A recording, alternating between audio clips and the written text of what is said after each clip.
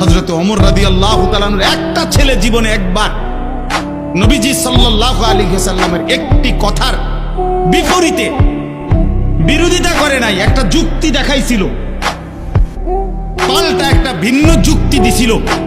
হযরত ওমর রাদিয়াল্লাহু তাআলা আনহু মৃত্যু পর্যন্ত ওই সন্তানের সাথে আর কথা বলেন,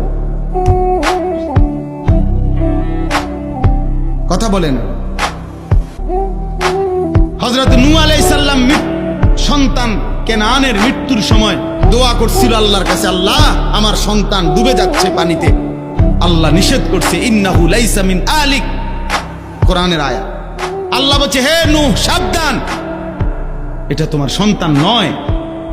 ইন্নাহু আমালুন গায়রু সালেহ, এটা বেআমল, গায়রু সালেহ, এর সমস্ত কর্ম অসৎ কর্ম, এ নাফরমান, এ আল্লাহকে সেজদা দেয় নাই, মালিকের গোলামি করে নাই, এটা তোমার সন্তান হইতে পারে না।